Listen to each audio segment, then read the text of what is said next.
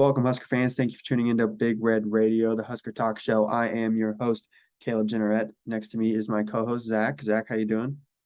Doing good. Before we get started, comment down below your score prediction for the Illinois game and if you think Nebraska can cover the 7.5 point spread that they were given. Personally, I think it's a generous spread. I think Nebraska can cover that pretty easily. Social shout out: Twitter, Instagram, TikTok, and Facebook. Follow all of those to keep going. Keep up with us as we go along through the year and post updates through there and other stuff as well, such as coaching power rankings, which I've been enjoying making and enjoying all the feedback that I'm getting on those. You guys are awesome. So yeah, you got anything else before we get right into it? No, I don't think so. All right, perfect. So why we should be excited is where we're going to start for this Illinois game. This Illinois game is going to be tough. It's going to be the first ranked game in a while, but here are some reasons why we should be excited. Illinois hasn't played a tough opponent yet. And they're one of the only ranked teams currently that hasn't played another top 25 opponent. I'm going to pull up their schedule here just to prove how bad it has been. But Nebraska is going to be the best offense that they faced. And it's going to be in a tough environment. It's never easy to go to Memorial Stadium anytime, no matter how good the team is. So I'm sure they're not looking forward to that. But they started the year off with Wyoming. Then they played Indiana, which they lost. We'll get into that also. Played Virginia, who's not good. Chattanooga, obviously not good. Wisconsin, obviously they fired their coach. Iowa won 6-9, and Iowa's not very good. Minnesota, they won 26-14, and then they'll have Nebraska this week. So not too worried about what they've shown so far. And also, as I mentioned, my number two reason is they lost to Indiana. Indiana's not a good football team. And the fact that they have a high-powered, I guess, is what you could say, a high-powered Indiana passing attack, and they went out and beat this Illinois team who's supposed to have a top 5 defense in the country. Doesn't say a lot for me, especially since Nebraska really put it on Indiana in the second half. And then finally, in the games that they have faced high-powered offenses, like I mentioned with Indiana, they lost. And the only team that has put up double-digit touchdowns on this Illinois defense is Minnesota when they were fully healthy. And that was Tanner Morgan and Mo Ibrahim, who I guess you could say is a high-powered offense. I wouldn't really call it a high-powered offense, but it's talented, to say the least. So in the games that they have faced good offenses, they haven't looked like that. They've been good. Have a good defense, but haven't really shown that they can be like a top 5 defense that everyone's hyping them up to be. Yeah, so I'll start it off. My first reason to be excited is I believe this Illinois team turns the ball over not incredibly, often, but I mean, they had 3 turnovers against Iowa. They had 4 turnovers against Indiana. I haven't really cracked into the other games because, like we've said, they really haven't played anyone too spectacular other than, I guess, maybe those 2 teams. But yeah, this is a team that if you can make them make mistakes, just like we said with Purdue, right? I think if we went into that game and made them make mistakes, we come out on top. Same thing's got to be here in Illinois. If you come in here and you make them make mistakes, they're a beatable team. Indiana did it, right? And Illinois is supposed to be a second half team as well. I think they're outscoring their opponents like 77-17 the second half. Yeah, that's when Indiana beat them, right? And I think we are a second half team.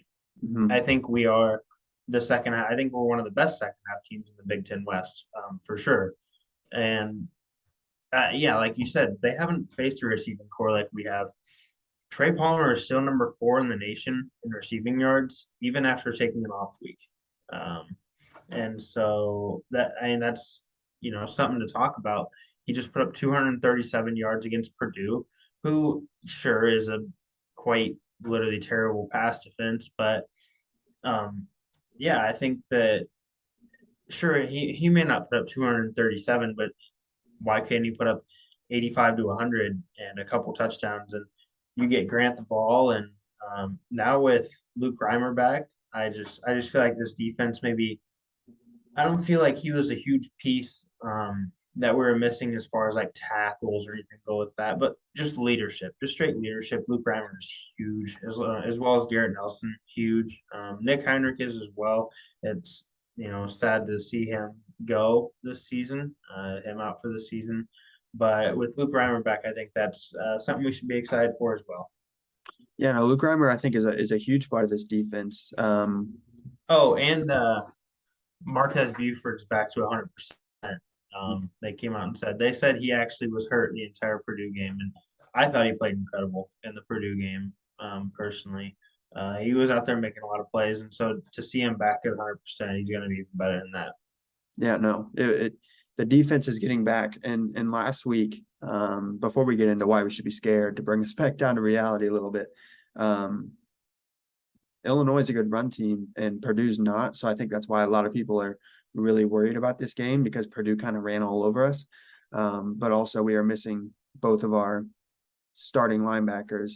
And one of our best one, and Luke Reimer. And then as Marquez Buford, as Zach just said, wasn't 100%. He's also been a huge help in the run game, always coming up and making big tackles. So yeah, let's just, I was about to mention, but why we should be scared, I'll just get right into it. Illinois has the best running back in the country by yards.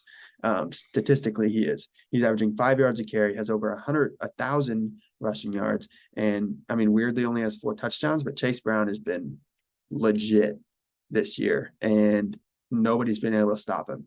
I think it's kind of a dark horse right now, but I think he's definitely getting talked about in that Heisman race just because of the statistics that he is putting up. Yes, he hasn't done it against very good competition, but if you can put up those kind of statistics against anybody, that's going to get noticed. And it definitely has because he is a legit name in the college football world right now. And also, Illinois has a top 5 defense in the country statistically as well. So probably I want to say the best defense we've probably played so far. At the time, I thought it was Oklahoma, but Oklahoma's defense has not looked good at all, like no matter who they played. So I think that Nebraska-Oklahoma game was kind of just we had just fired our coach, and I think we made too much of Oklahoma in that week, honestly. I don't think you could have trotted us out against anybody, and I don't think we put up a very good fight. And then lastly, Nebraska has not fared well against ranked teams in recent memory. I don't think Scott Frost ever had a ranked win. And then obviously since then, we haven't had a ranked win. So at least 4 or 5 years, we haven't beat a ranked team. So to come in against a ranked team and expect a win doesn't seem too likely. But I don't know. I guess we'll see. But ranked teams have fared pretty well against Nebraska. Yeah, absolutely. So my first reason to be scared is kind of the same as yours. This Illinois rush defense or this Illinois rushing offense is incredible. We saw it against Iowa, who personally I think Iowa has an average rush defense. I think their pass defense is incredible, but I think their rush defense is average. But they ran all over them. They cut them up. They've ran through pretty much, like you said, pretty much every team that they've played, they haven't scored with them. So, I mean, clearly something's missing there. So that's a big reason. And then this Illinois pass defense is pretty good. They lead the nation in pass efficiency defense. They have 12 interceptions and have only allowed 2 touchdowns this entire season through the air. So that's pretty good, especially facing a team like Indiana through the air. That's pretty impressive, I'd say. But I think we're gonna bump that number up to I don't know, 5 or 6 after this weekend. Uh, I just don't think they've seen a receiving core like we've had. I think we have the best one in the Big Ten West. The only one that's better in the Big Ten is probably Ohio State. Um, Yeah. Yeah. We haven't yeah, really seen much of Michigan just because they don't have to. They just have to run it. But exactly. You could throw Purdue up there. I yeah, think Purdue's that's a good pick. more. Charlie Jones is, a stud. He beat us last year with Iowa. He beat us this year with Purdue, and so. But yeah, back to this. But yeah, obviously, like I said, Chase Brown is incredible. Their pass defense is incredible. Everything, any stat you look at points to us losing this game. We have lost 19 straight to top 25 opponents since we beat Oregon in 2016. Illinois is outscoring their opponents in the second half 77-17, and that's where we usually beat our opponents. Brett Bielema's start at Illinois is 11-8 is the best since the 88-89 season for Illinois. So like everything's pointing to Illinois beating us, right? And so I mean that's got to scare you a little bit, right? I know stats don't matter all that much, but I mean they're up there for a reason, and so you just got to keep an eye on that as well. I think Mickey Joseph has switched the mentality of this team against ranked teams where it really doesn't matter. I can definitely see that out of him. I think Scott Frost may have prepared a little differently for ranked teams just because they were ranked, which is, I mean, I just think that's what he did. There's no shots firing at him for that. I just think that's what happened, and I think Mickey Joseph is, a little better prepared on the mentality side of that. But yeah, just because all the prior stats in the history points to us not winning this game. Yeah. So getting on to the X factors, the Husker X factors, there's a glaring one in my opinion, and it's the protection. It's been nothing short of horrible, especially these last few games and really the whole season. It has to be better. I'm not expecting good. I'm not expecting even average. I just need it to be better. And realistically, it can't get any worse. So you would hope that after a bye week, maybe they rest up a little bit, that they can be a little bit better to stop this big time Illinois defense. Because Casey Thompson needs to stay upright back there if he's going to get the ball downfield to Trey Palmer, if he's going to get the ball to Marcus Washington, to Travis Vokalek, even in the run game, giving it to Anthony Grant, which is my next thing. My next X factor is the run game. The pass game can be explosive. We've seen it. Trey Palmer put up over 200 yards last week. He's put up big time numbers all year. Nobody's going to keep up with Trey. I know Trey's going to break a big one this game. He breaks one every game, it seems like. So it's going to happen, but I think the pass game needs to be set up by the run game. If you can keep this Illinois defense on the field as long as possible, I think they'll get tired a little bit. They'll wear down a little bit. And that's when you hit Trey over the middle for a 70, 50, 20-yard touchdown. Even get Marcus Washington involved, Travis Vokalek over the middle. Nobody's safe. I think these receivers are just going to run all over this Illinois defense, especially if we can get this run game going and get Anthony Grant back to the form that we saw in the early part of the year where he was up there in rushing yards in the nation and up there in yards per carry and just breaking all these tackles. I hope he doesn't have to break tackles, but just realistically, he's going to have to break some tackles. And we know he can do that. So I'm not worried about that. I'm not worried about Anthony Grant at all. I'm worried about this offensive line getting the run game going. And then defense needs to slow down the run. I'm not even expecting anywhere close to stopping the run.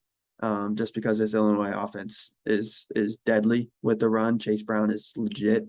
Obviously, I would be stoked if we just stopped them like we kind of did Kenneth Walker last year. If we came out and just stuffed Chase Brown and he had less than 50 yards rushing, yes, I would be ecstatic and I would be super happy. But realistically, he's going to go over 100. I just need no big plays and just slowing him down as much as possible so we can get our offense back on the field, and our defense needs to get off the field so they can stay rested and they can make the best plays that they can. Yeah, so my first X factor is kind of going to be a 2 and 1. So I'll do my first two as one X factor here, and that's the trenches in this game. This game is going to be won and lost in the trenches. And a lot of times when you say that, you're talking about a super smash mouth, run heavy football game, which is not what this game is going to be. What I mean by that is it's going to be won and lost whether our O line can protect Casey Thompson and our D line can stop Chase Brown. That's where the game is going to be won and lost. If our O line can give Casey Thompson time and slow down the run, there's no reason we lose this game. Now, if you flip to the other end, If we can't protect Casey Thompson, we can't slow down Chase Brown. Good luck, right? We're gonna get beat by a couple scores if that happens. You gotta figure it out. You gotta give the guy time. He doesn't need a ton of time. He's not a guy that needs to sit back there and take 5, 6 seconds. He gets the ball out quick. He can move the pocket. He just needs a little bit. 3.5 seconds is all he's asking for here. And then on the D line side, like you said, I don't I don't need Chase Brown to get 35 yards rushing this game. That'd be great, but that's not what I expect. We're playing against a Heisman level running back here, and so I just need to slow him down and not let them chew the clock and just eat away at our defense and tire them out all game. We got to get these guys off the field, and we got to get our explosive offense back on the field, which it's hard to look at time of possession with a team like Nebraska because we have such an explosive offense that we score too quick. And the other team's going to run more play, especially a team like Illinois, who chips away at the field and we're taking big shots. So it's going to happen. Time possession is going to happen, but you got to do your best to keep this Illinois offense off the field. And then my third X factor, I guess, is the key matchup for this game: the Illinois secondary versus Casey Thompson. So right now, Casey Thompson is throwing an interception rate of almost 4%. He's 8 on 209 attempts. It's the worst among all the Big Ten quarterbacks. And then the 19 sacks he's taken this year is just that's too much, right? And so we got to get this pass game going. A lot of checkdowns, I think, is huge. Not every play has to be a big throw. Just like on defense, not every play has to be a loss or a 1 yard gain. Like if they get a couple first downs, that's okay, right? Can't expect a 3-and-out on every drive, but we got to go out there and we got to cut through this defense with our pass game because that's where we shine. And I feel like eventually, once we kind of get the score up, this coaching staff has learned how knows, I guess. I don't think it's hard to learn how to manage the clock. And so we manage the clock really well. It's a really good spot on this coaching staff is their clock management. It may be, average compared to the rest of the country, but just compared to our recent years and our recent coaches, it's, next level. And so I think if we can get the pass game going, we can get up by a couple scores, then I think we can chew away this game. Yeah, And no, I don't think Illinois can pass their way back into the game. And so no, their quarterback, DeVito is he's not going to win you games, but you're not going to lose because of him. He's kind of just like a game manager, transferred from Syracuse. I think he's thrown like 10 touchdowns on the year, 2 interceptions. He's just not. He doesn't make a lot of mistakes, but he also doesn't wow you with his arm talent or with his. he just does what he needs to do. He's a team guy, and he's gonna hand the ball off to Chase Brown. And if they're caught up on a 3rd and 8, he's gonna pick up a first down with his tight end. That's just who he was, and that's just what Illinois does. Yeah, no, definitely. So moving on to our score prediction. I don't actually know if you have a score prediction, but I do. So I'll let you think about it while I say mine. I think this is going to be kind of a defensive game, and I think it's going to be a close game, and I think it's going to be go down to the wire. But I do have Nebraska pulling this out. I think Nebraska can make these big plays, and I think Illinois' defense is going to get exposed a little bit. I do think Casey Thompson throws for a couple tuds, and I think Nebraska wins at 23-17. Also covers the spread plus 7.5 towards Illinois or towards Nebraska is a plus 7.5. Nebraska is 7.5 point underdogs in this game against Illinois. And yeah, I think so. I think they can obviously cover that, and I think they're going to win by 6. Yeah, I have it pretty close to that. I also have Nebraska pulling this out. I think I don't want to say we're the better team, right? There's a lot of teams that are better than us, honestly. If you look at our schedule, Illinois is probably better than us. Minnesota's probably better than us. Michigan's probably better than us. Wisconsin probably better than us. Iowa probably about even with us. Where we beat teams is the fact that, first of all, this game's at home. Mm-hmm. Illinois, don't know if you've ever seen their stadium. It's kind of like KU Stadium. Not what you want, right? I mean, I don't know a lot of places that are like Nebraska Stadium on game day, other than maybe Alabama, Georgia, LSU, like the big dogs, the big dogs, right? And we're 3-4 here, and we're still getting one of the best environments. And so, personally, I was at the Indiana game. Granted, that was a night game. That was pretty crazy, but they had to call a timeout on the first play of the game because we were too loud. Because they had, and I said it before that game, they haven't played an environment like this. It's so hard to come into. And so, uh, yeah, I'm gonna go 21-17 Nebraska here. I think it is a little just 2 points closer than what Caleb had. I think it is a defensive showdown here. I said that against Purdue and totally lost it there. But I think this one really is because Illinois is not going to pass their way back into this game, and I think we can get up early on them because we do at home. That's what we do at home. We get up early, and now with Mickey Joseph, we're a second half team. So at home, we play our best game at home. There's not a team that comes into Lincoln Memorial that I think, it isn't at worst 60-40, right? At worst 60-40 just because of the environment. So I think that plays a huge factor here. Yeah, 100%.